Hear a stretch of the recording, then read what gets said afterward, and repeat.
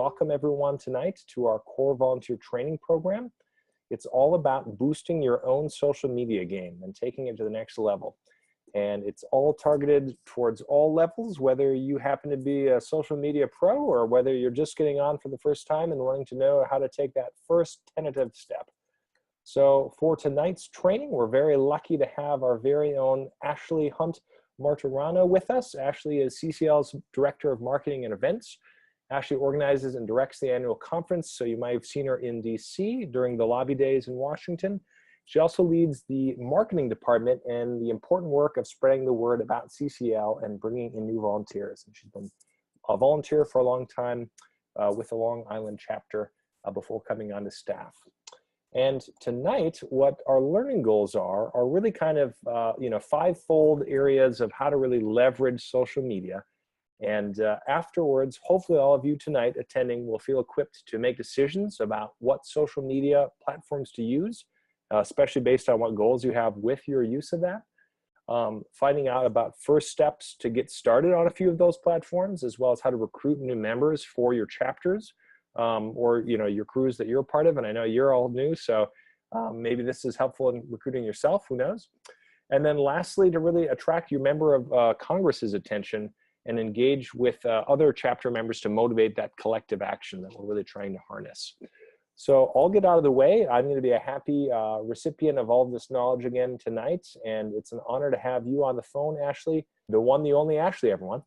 So today I'm going to focus mostly on a couple of the more commonly used social media platforms. So we're going to focus on Facebook, Twitter, and Instagram, and I'm going to spend more of my time on Facebook than the other two, and that's because Facebook has the largest base of users on a monthly basis. So you can see on this chart that we've got 2 billion monthly users, whereas with Twitter and Instagram, you can see that Instagram, that third column, has 700 million monthly active users, and then Twitter has 328 million monthly active users.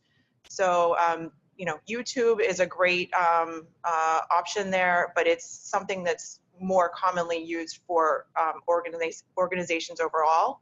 So CCL does have their own YouTube channel. So I would encourage you to get familiar with that, but it's not necessarily something that local chapters would want to get involved with. So this is why we're going to focus on these three. They're the most commonly used. And we're going to stick with Facebook, like I said, because it's the most popular. And from some of the surveys we've done on our volunteers, they've indicated that they're most likely to be on Facebook. So we know that it's the one that our volunteers use the most. So the first thing when you're on social media, if you're representing Citizens Climate Lobby in any form or fashion, is to think about your CCL values. And so these are on our website. They're relatively new in terms of us having defined them, but they're the values that we've had over the last 10 years, since we just turned 10 this weekend. These are the values that we've had over the last 10 years, thanks to Marshall's leadership. So, as you're on Facebook or Instagram or Twitter as yourself, and you're just out there liking cat videos or sharing pictures of your grandkids, feel free to be yourself and do what you want to do. But if you say, like, I'm the group leader for this chapter, or I am a new volunteer with CCL, and here's what I'm doing, it's a really good idea to keep in mind these CCL values, and to always come back to this as a touching point for what your tone is going to sound like on social media platforms. And this is especially important if you are the person representing your chapter on your chapter profiles. Okay, so in terms of getting started on Facebook, there are three main types of accounts. So you've got profiles, pages, and groups. So I just want to talk about each of those for just a moment. So profile is what you need to get started. So this is where you go in, you put your picture in, you put your name and your email in, and you can put your phone number in if you want. You can make it private so that nobody can see it. And the reason you do that is in case you lose your password, it can text you the new password. So this is where you really can do your personal stuff. And you need a personal profile in order to set up a group or a page. Okay, so step one is you have to create a profile. And this is where you can go crazy. You can put quotes on there that you like. You can put, interests, movies, books. So the possibilities are really endless. You could spend the rest of your life setting things up and searching around and finding people to be friends with on Facebook. So you set up a profile, you add some friends, and so there you can like pages or you can join groups. So I'm going to talk about the groups for just a moment because the rest of this talk is going to be mostly focused on pages. So for the groups, that is usually an interest group. So for example, if you are in a biking group and you want to keep in touch with the fellow cyclists and know when you're going to be able to ride your bike, and what if you have bad weather, you can send out a message over this group. So it's a way to communicate with people of a particular interest, to be able to share information, ideas, files, just comment on various things. You can share news articles, all sorts of things. But this is closed. So there are some groups that are public that you can join, but many groups are closed and you have to have an invitation, or you have to know to go and find them, and they won't just appear as something that you could join. You can also set them to private and secret. So that means that, like, even if somebody searched for them, they wouldn't find it. It means that they would have to have a direct invitation from somebody in the group, and they would have to be approved by the administrator. So some CCL chapters do use groups, and they would typically use it just for organizing themselves within their own group. And that would be, maybe they have a committee that's working on tabling, or maybe they have a proactive outreach, or they're doing presentations to the community. And so that's where groups might come in being useful. Now, the one I'm going to focus the most of my talk on is pages. And so with a Facebook page, this is where an organization or a business can set up their information and then send it out into the world. So Citizens Climate Lobby, we have our own Facebook page, and you can see on the screen here we have just under 26,000 people who like us on Facebook. So this is where we communicate as an organization to all the people out there that are wanting to know information about what we're doing. So we encourage our volunteers, anyone involved or interested with the organization, to like us on Facebook. So if you've not already, this is a call to action. And so the most important thing, once you've created a Facebook page for your organization, your business, or your chapter, this is what I recommend to do as a chapter, so you can get the word out there in your community. And it's almost like an outreach method. So, you can go to tabling events, you can go to give presentations, you can write letters to the editor, you can create a Facebook page and help communicate to people in your community what's going on with your local chapter. So you need to find someone who's going to manage that if you already don't have a Facebook page for your chapter. And so you would, I would recommend getting someone that's tech savvy. Yeah, go back, thanks. Recommend someone that's tech savvy, maybe a younger chapter member to take the lead on that. And it doesn't even need to be somebody that's coming to your meetings regularly, or maybe you're somebody that's on the call tonight and you're not able to attend the monthly meetings regularly for your local chapter, maybe because of work or children.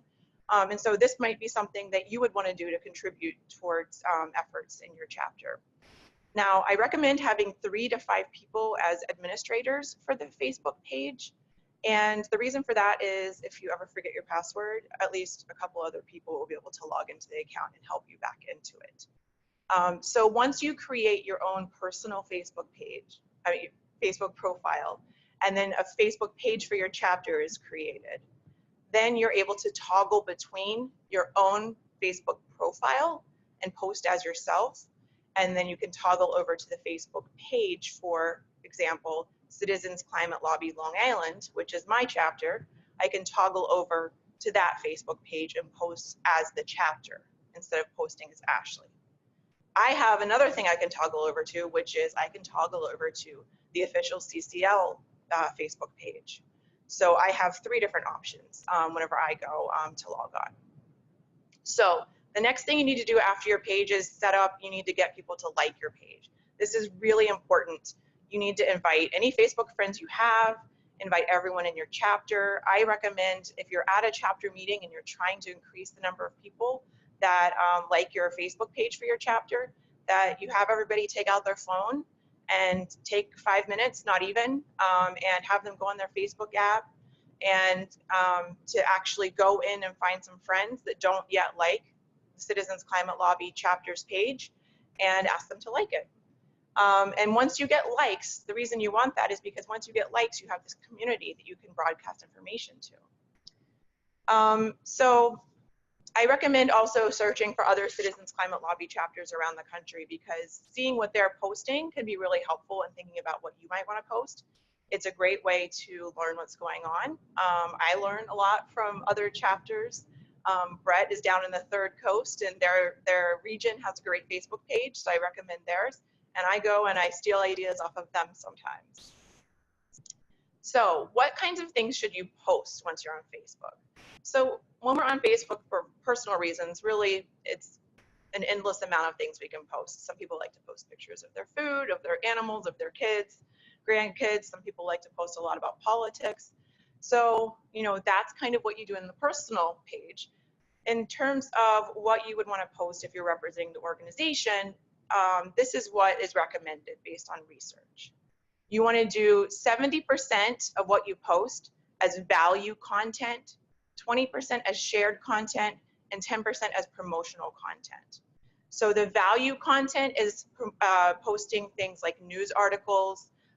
Maybe your one of your chapter members has a letter to the editor in the newspaper. So that's something you could post that would be considered value content. Shared content would be, for example, if you went on to Dr. Catherine Hayhoe's Facebook page, you know, she's one of our favorite climate scientists, as Mark likes to say.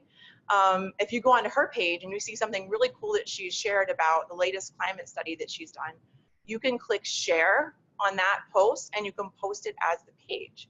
So I could click share as Citizens Climate Lobby Long Island, and that will show up on my chapter's Facebook page, as opposed to my own personal Facebook page. I recommend you always add, even when you're sharing stuff, you always add a little bit of your own commentary to explain what it is that you're sharing, or why it's being shared, or what the relevancy is to your local community. Then the last part, 10% promotional, that's where you can talk about yourself. So come to our next chapter meeting. You know, we're having a viewing of Chasing Coral at the local cinema. Come check us out. So that's where you can, you know, invite people to the intro call on Wednesday nights. So this is where you can really, you know, get out whatever it is that you're trying to get people to attend, or to really focus on you as a local chapter. So I do recommend that you make specific requests. You express a lot of thanks, gratitude, and praise. You can promote other volunteers that are doing great work in your chapter. And you should always use specific calls to action when you're on social media. So that means in your post, you would say something like, comment below, or share this, or click the story and then comment, or, you know, these members of Congress just joined the Climate Solutions Caucus. Please comment to say thank you. This sounds obvious, but you'll be surprised how many more comments or shares or likes you get when you ask for them. Okay, so the types of posts that you can do are endless as well. The thing that Facebook favors the most right now is videos. So they used to favor images, and now videos are really driving the platform. So the more videos you post as a page, the more interaction you're going to get, the more engagement. You might get more likes because of that, because Facebook really prefers those. The algorithms make those things show up higher in people's news feeds when they're scrolling down, you know, when they're watching TV at the end of the day or something and just checking out what happened on Facebook that day. So they're more likely to see the news feed items that were posted by a particular organization or business based on the algorithms, and videos help your algorithms. It's all very technical stuff, so just trust me on that. And if anything changes, I will let you know. So they do like photos next. And things that typically do better are anything that's a person's face, like close up, not really far away, like a group shot, but something close up. Animals are popular on social media, nature, and really positive, optimistic kinds of images. You should keep your posts short. So you can see that little paragraph there, studies have shown. So that particular little paragraph is 96 characters. So you can see that's the length of what your post should be.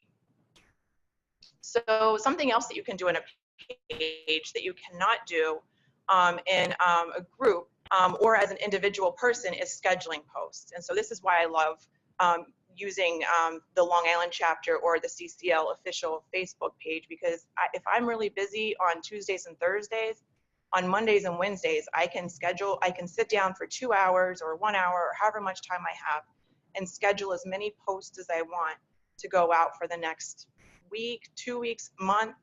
I don't recommend going that far in advance, but it's possible to do that. For example, we have an event coming up in a month. So I went ahead and scheduled a post about that event so I don't forget. And if I get really busy in a month, we have Congressional Education Day going on. So that post is there. It's on hold until the time comes up on that.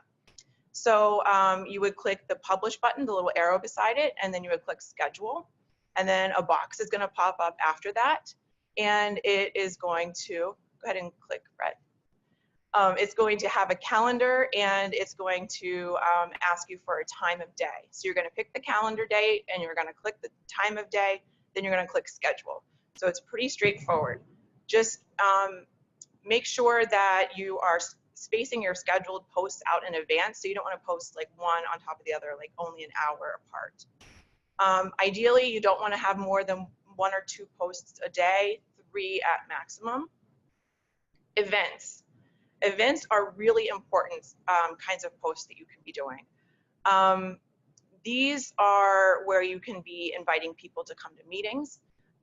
You can be sharing events that other friends have invited you to. This is something you can actually do as an individual, so it doesn't have to be as part of your page. So you can, as an individual, if you're having like a potluck or something like that, and you wanted to invite your CCL chapter members, you could do that. But as a page, if you create the event for your page, you're more likely to be able to get people to see it because it might show up on their feed since you're a recognized organization as opposed to an individual, which typically those public events as individuals don't tend to show up as much. So if you have a tabling event, presentation, any kind of big event going on, then you can set up an event. We have official CCL events. So we have our Congressional Education Day coming up. We have an event for that on Facebook. We have for the Congressional Call-In Day, right ahead of the Education Day. We've got an event set up for that as well. So you want to invite people to actually attend the event. And so there's a process for doing that.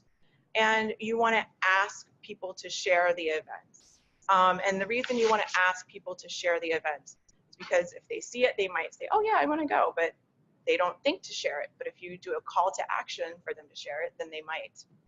And there are things you should do before, during, and after events and interacting with Facebook that can make your page get more likes. It can make your page get more visibility. It can help grow your chapter. So there's a lot of benefits to using events and making sure you plan ahead of time. You pay attention to what's going on your feed during the event and then follow up afterwards. And this is very broad overview, so I could go into much more detail on many of these things. So yes, go ahead and click.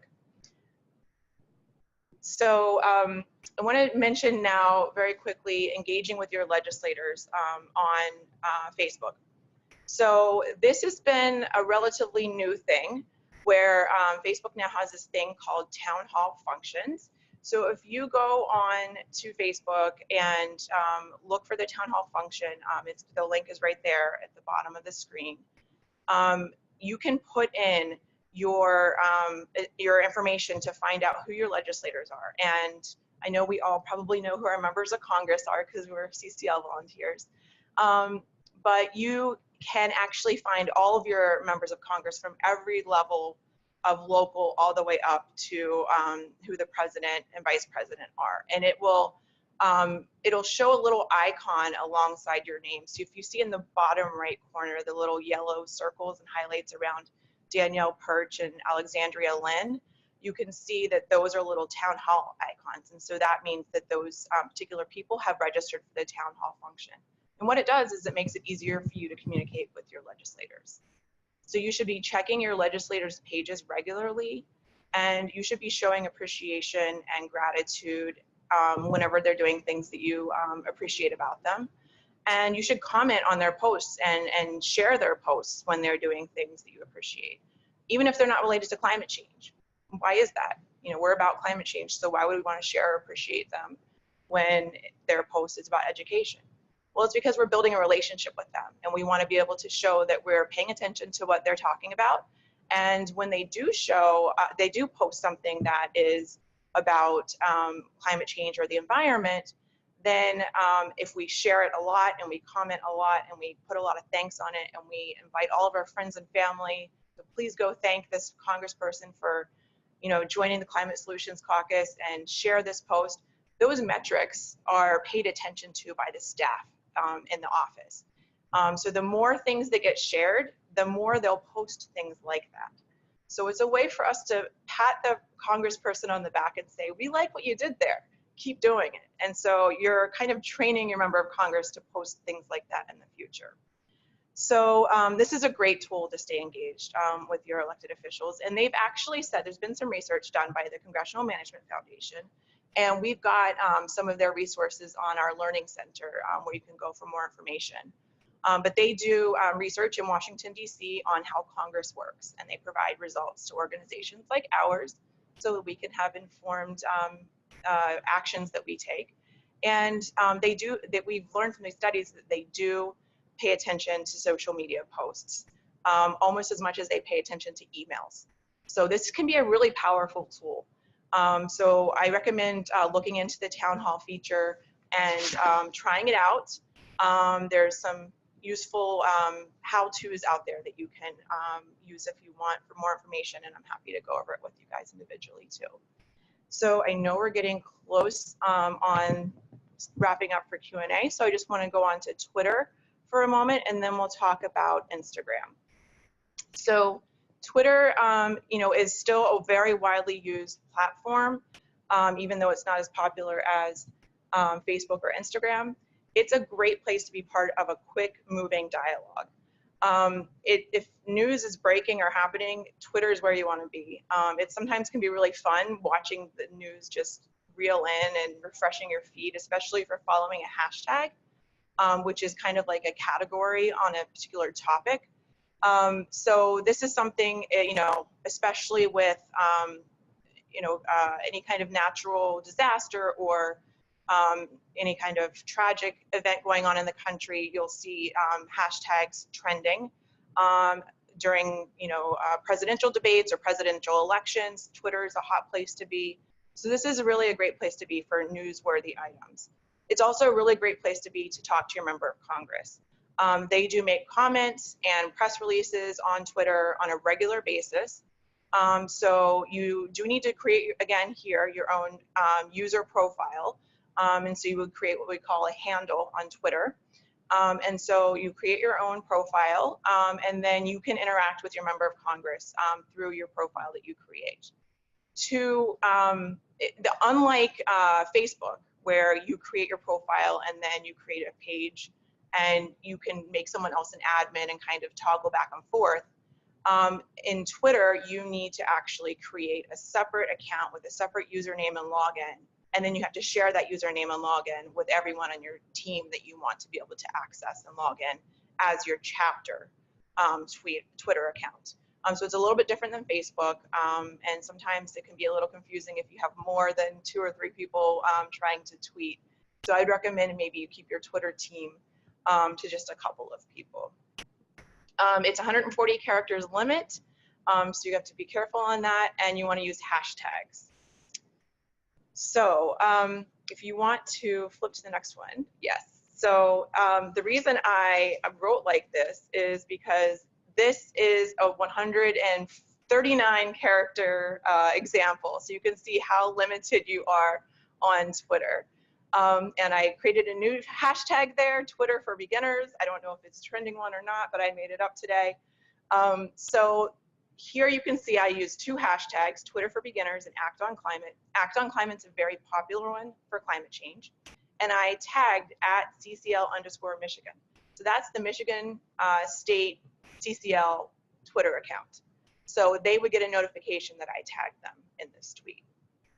So following people can sometimes get you followed because you want to get followers. You can follow organizations and they'll sometimes follow you back. If you follow CCL, we'll follow you back. The person who tweets for CCL is Steve Falk, and he'll be on here next week, I understand. So he loves questions about Twitter too. So just like Facebook, you do images, you do videos. On Twitter, you would retweet somebody. That's kind of the equivalent to sharing something on Facebook. Here you want to post more news-related items. You have more of a conversation or dialogue here. And you can post more than 1 to 2 times a day. On Twitter, you could post 2 to 8 times a day. So I think Steve keeps our Twitter feed pretty busy. And if you post on the weekends on any of the social media platforms as the CCL chapter, you'll get a lot more interactions then, because a lot of companies and other organizations don't post on the weekends because they're at home. So that's a pro tip. All right, so I'm going to go into Instagram now, and Instagram is one of the more up-and-coming platforms. It is millennial heavy, so you've got most of the users are 35 years old or younger. You can do multi-platform sharing, which is one of my favorite features about Instagram. So if I go on Instagram and I want to post a picture of my dogs, because I do that a lot because I love my dogs, I can go on and I can post it on Instagram and post it on Facebook and Twitter at the same time. So it'll post to all 3 places at the same time. So that is an easy way if you're trying to manage multiple accounts for your chapter or personal accounts, for you to be able to post in 3 places at once. You don't want to overuse that though, because people go to Facebook for something different than they go to Twitter for, than they go to Instagram for. So you don't always want to do that, but that's a shortcut for when time is crunched. And when you maybe have something that's so good, you want to share it in all 3 places. On Instagram, you pretty much have to use your smartphone to be able to post on there. There are some caveats here and there are some workarounds, but they're definitely beyond the basic and maybe even intermediate level of abilities. I still have to figure out how to use them. So I did have a volunteer last week on CCU let me know that we are able to do Instagram from the computer, but it's definitely not a straightforward, easy thing, at least not that I've come across. So I'm going to recommend, if you're trying to use Instagram for the first time, that you stick with the smartphones for posting things. You can go on and comment and like on your desktop or laptop. Hashtags are important on Instagram just like on Twitter. And the cool thing with Instagram is you can toggle from your personal profile to your business profile if you've set up a CCL chapter Instagram account. And that's what the little image is there on the left. You can see that Julia has her account, and then she has an account for Classy, which is a business account. So that's an example of how you can toggle back and forth between them to be able to go between your personal and the chapter page. Okay, so what do you post on Instagram? Pictures. Really, really pretty pictures. Play with the filters. You know, anything that's positive, that evokes emotion, colorful. Although sometimes black and white pictures are very powerful because there is so much color on Instagram that the black and white picture can stand out on occasion. You can post quotes and you can post stories, which is a new feature. It's kind of like, if you're familiar with Snapchat, that's kind of like Snapchat feature. So I know we're running into the Q&A session. So if you go to the next one, I'll be really quickly on this. I'm just going to plug this at the bottom there. You can see the source of this chart on the left is CauseVox. that is one of my favorite go-to places for figuring things out on social media. It is a website that helps nonprofits figure out how to use social media effectively. So if you're trying to figure out how to use any of the social media platforms we've talked about today in a better way, and I talked about something that was interesting and important to you, I recommend going to CauseVox and searching on their blog, and you'll find something that will answer questions. And then I just have one more thing I want to point out there, which is on Instagram, you cannot post links. That's the only downer. So what I recommend is figuring out, once you set up your profile and your bio, you can see there's one link, and Brett is circling that right at the top there. There's one place where you can put a link in the whole entire account that will actually link to the page, an outside page. And so you want to update that frequently. And so you can see in this picture of Jay Butera, I've circled to the right of that, it says linked in bio.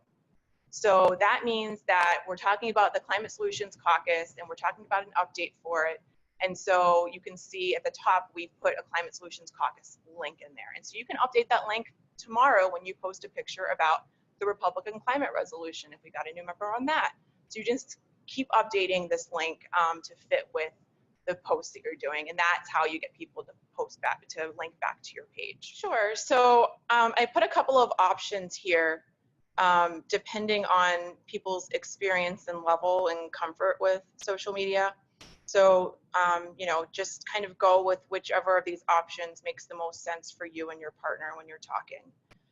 So the first thing is, if you have an account, or if you don't have an account, create an account. If you do have an account, go in to each of the platforms for which you have an account and to follow CCL on those. So I gave you the link to Facebook there, facebook.com/citizensclimatelobby, and you can click like to like our CCL page. And then you can go in and you can invite friends to like, which was one of the earlier things we talked about. And that might be something you want to do at your next chapter meeting as well. And then there's the Instagram and Twitter handle there. It's the same for both of them. So if you have an Instagram account, you can like CCL or follow CCL using the handle @CitizensClimate. And same thing with Twitter. You can follow us by typing that in the Twitter feed and then clicking follow. So that's kind of step one. You know, maybe you have a Facebook page and you already like CCL's Facebook page, so maybe now you want to go and try on Instagram and Twitter. So you're going to create an Instagram and Twitter account, or both, and then you can go in and like CCL there. And you don't have to fill out all the profile details right away with everything. You can just do the basics to get started. If you've kind of got all of that taken care of in step one, kind of the next level of being involved is finding your member of Congress. So on Facebook, you can turn the town hall feature on. And so there was a link earlier, which I think Brett put into the chat, that is how you can go in and put your information in, and it will turn your town hall on. So it'll show you all the members of Congress that represent you based on your address. So it actually will drill down to your local elected officials in your state. On Twitter, you can follow your member of Congress. So search for your member of Congress, or this is a cheat sheet. If you go to your member of Congress's website, at the bottom or the top, they're going to have the little icons for Facebook, Twitter, and Instagram. Not every member of Congress has all three of them, but usually they are on all three of them. So sometimes a little Google search will help if you're looking, say, for Instagram. That's the one that I find most of them don't yet have on their website if you're looking. So you might have to Google that. But follow them on Instagram if they're there, follow them on Twitter if they're there, like them on Facebook if they're there, and interact with them in some form or fashion. You know, you can tweet at them to thank them for joining the Climate Solutions Caucus, or you can ask them to join the Climate Solutions Caucus. On Facebook, you can comment on one of their recent posts. So there's a lot of different ways to interact with them on Facebook and Twitter and Instagram. They will check if you're a constituent. So never lie and pretend like you're somebody's constituent if you're not. They will check. And there's lots of ways they can find out, believe it or not. And then the next level is to look at the events. So you could find an RSVP for CCL's Congressional Call-In Day that's associated with our Congressional Education Day. So you can RSVP for that, and then you can invite other people to that. And then I think it'd be really helpful to think about how events could be used on Facebook, because like I said, that's one of my favorite features there, is using events for our chapters and to grow our base supporters. And again, the reason we're doing this is not just for the sake of doing social media. Ultimately, we want as many people involved with CCL as possible, that this is the right fit of an organization for them, because the more of us there are, the more committed volunteers there are, the better chance we have of getting carbon fee and dividend pass. And for the last 10 minutes here, what we just ask you to do is get to know each other. Think about one of these areas, not all three, but whichever one you're at. Ashley kind of created a tiered system, and share with your partner how you'd like to get more involved and how you can have support from them, from myself, from CCL, your local group, you name it, and really helping make that next action step plan. So that's the plan, but before we cut you loose, since it's going to be kind of the end of the show after that, we're not going to reconvene here in the main room. Just to highlight again, after tonight, if you're looking to get in touch with us, Ashley's contact information is here. Mine is right below here. I love it. Ashley, thank you so much for just putting this helpful advice together and streamlining the process of onboarding all of us into the social media world. A quick